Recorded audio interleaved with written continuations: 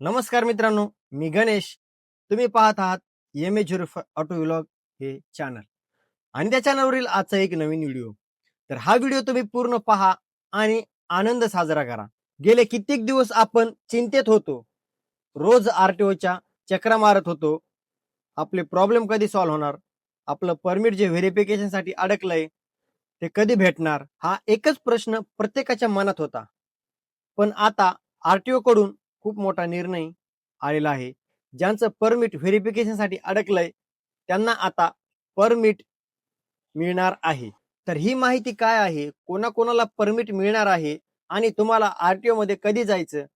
तर याबद्दल सगळी सविस्तर माहिती आपण आजच्या व्हिडिओमध्ये बघणार आहोत. त्यामुळे मित्रांनो व्हिडिओ पूर्ण बघा, विना स्किप करता. आणि सोबतच व्हिडिओ आवडला तर व्हिडिओला लाईक करायला विसरू नका. आणि तुम्ही जर आपल्या ऑटो व्लॉग या चॅनलला सबस्क्राईब केलेलं नसेल, तर चॅनलला सबस्क्राईब करा. सोबतच तुम्ही जर WhatsAppचं चॅनल जे आहे, WhatsApp ग्रुप जो आहे, तो आपला जॉइन केला नसेल, तर तो WhatsApp ग्रुप देखील जॉइन करा. त्याची लिंक आपण आपल्या व्हिडिओच्या डिस्क्रिप्शन बॉक्समध्ये दिलेली आहे. तिथून तुम्ही आपला WhatsApp ग्रुप जॉइन करू शकता. तर मंडळी, नक्की निर्णय काय झालाय? मंडळी, सत्य परिस्थिती समजून घ्या. जेव्हा सरकारने मराठी सक्तीच्या नियमाला मुदतवाढ दिली, त्याचा सर्वात मोठा फायदा व्हेरिफिकेशनला झालाय. आर-टी-ओमध्ये हजारो रिक्षा चालकांचे परमिट नूतनीकरण, ट्रान्सफर किंवा व्हेरिफिकेशन पडताळणीसाठी अडखळले होते. अधिकाऱ्यांकडे तपासणी करायला वेळ नव्हता आणि खूप साऱ्या लोकांचे खूप साऱ्या लोकांच्या ज्या रिक्षा आहेत, त्या शोरूम मध्येच उभ्या होत्या. पण आता आर-टी-ओने स्पष्ट आदेश दिले आहेत, की ज्यांचे जुने रेकॉर्ड क्लिअर आहेत आणि ज्यांच्या डॉक्युमेंटमध्ये कुठलीही खोटी माहिती नाहीये, त्यांना त्यांचे जे व्हेरिफिकेशन आहे ते तात्काळ पूर्ण करून त्यांना परमिट देण्यात यावे. म्हणजे ज्यांचे परमिट व्हेरिफिकेशन जे आहे, जे 9 एप्रिलच्या अगोदरचे लोक आहेत, त्यांनी परमिटसाठी अप्लाय केलं होतं आणि त्यांचं फक्त व्हेरिफिकेशन राहिलं होतं. अशा लोकांचं परमिट जे आहे, ते 27 मे 2026 रोजीपासून व्हेरिफाय करून, त्यांचं परमिट व्हेरिफिकेशन करून त्यांना परमिट देण्यात येणार आहे. ही फक्त 1 महिन्यासाठी 1 महिन्याची कालावधी आहे. म्हणून मित्रांनो, लवकरात लवकर तुम्ही आपलं आर-टी-ओला जाऊन आपले जे परमिट आहे, परमिट घ्या. तिथे जाऊन सर्व डॉक्युमेंट जे आहेत ते व्हेरिफाय करा आणि तुमचं जे परमिट आहे ते घ्या. कारण फक्त 1 महिन्याचा कालावधी दिलेला आहे आणि ज्यांचं परमिट काढलंय पण त्यांनी रिक्षा घेतलेली नाहीये.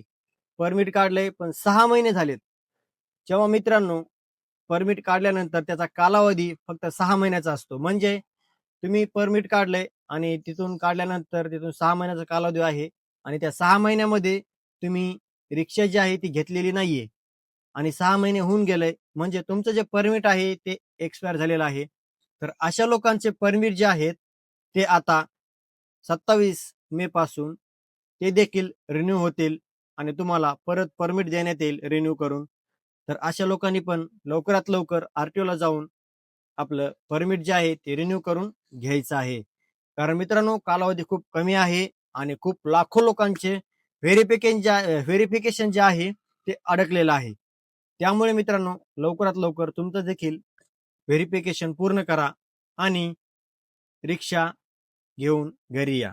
तर मंडळी, मी माझ्या एका मित्राला भेटलो, ज्याचा फॉर्म 2 महिने झाला आर-टी-ओमध्ये पडला होता. तर त्याला या नवीन निर्णयाबद्दल माहिती सांगितली. तर तो लगेच आर-टी-ओमध्ये जाऊन आला आणि आल्यानंतर मला भेटला. तर तो मला बोलतो, "दादा, मी आर-टी-ओमध्ये जाऊन आलो." तिथे गेल्यानंतर आर-टी-ओच्या साहेबांनी सांगितलं, की "तुमची फाईल जी आहे ती क्लिअर झाली आहे. तुम्हाला आता काही आठवड्यात परमिट जे आहे ते तुमच्या हातामध्ये मिळेल." तर त्याचा जीव आला. तर मंडळी, परमिट तर भेटणारच आहे.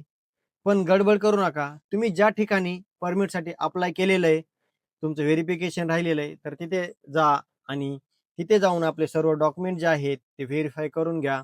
म्हणजे तुम्हाला पुढील काही आठवड्यामध्ये तुमचं परमिट जे आहे ते तुम्हाला देखील मिळेल. तर रिक्षा मित्रांनो, आजचा हा दिवस आपल्यासाठी खूप मोठा आहे.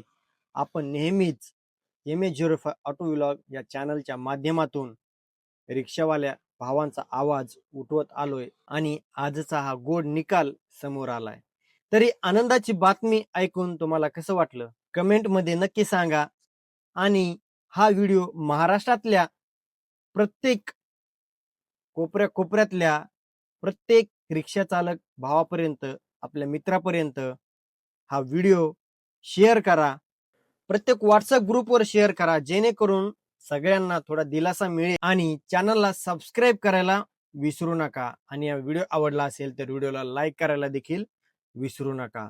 चला तर मित्रांनो, भेटूयात आणखी अशाच एका नवीन व्हिडिओमध्ये. जय महाराष्ट्र, जय हिंद.